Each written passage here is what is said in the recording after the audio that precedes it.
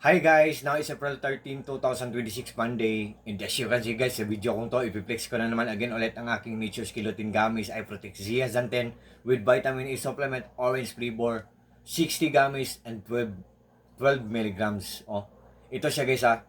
And believe me or not guys, maniwala kayo sa hindi, nowadays guys, for now, sa ngayon, buy one take one siya. Kung mag-order tayo ng isang bottle, may pa-promo sila ngayon. Believe me or not guys. Tapos guys, believe me or not again guys, sa maniwala kayo sa hindi, ang dami pong mga benepisyo nito. At very epektibo talaga. Epektibo. Ito po ang laman nito guys, oh. Mga hearts ang shapes, oh. Color orange. Oh. Mga gamis lang to siya guys, hindi to siya matigas. Is soft lang to siya, malambot lang to siya. Pero masarap siya. Ang lasa niya is sweet and sour. Pwede to sa mga adults, pwede rin to sa mga kids. Ang purpose po nito guys, sa maniwala kayo sa hindi guys ha, pwede sa bata, pwede rin sa matanda. So, maganda talaga. Ang purpose po nito guys, sa mga katulad ko dyan na mga hindi na masyadong, yung malabo na ang paningin, kung matanda, kung mga adults, mag-take or kumain ng dalawang gamis, dalawang hearts before matulog. Kung mga kids or kung bata, kung malabo na ang paningin ng bata, mag-take or kumain ng isang heart before siya matulog kasi nagbibigay ito ng tulong na maging malinaw ang paningin natin.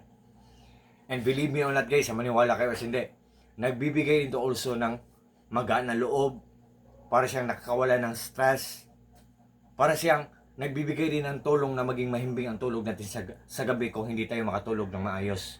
Ganyan to kaganda ang Nature's Kilotin Gummies. Yan. Oh. Tingnan nyo ang mga shapes guys, mga hearts. It means or meaning to say na good for the heart. Hindi to nakakasira ng immune system natin. Kasi organic lang to, supplement lang to, hindi to nakaka-overdose. So sa lahat po ng mga interesado dyan, meron akong tips sa inyo guys.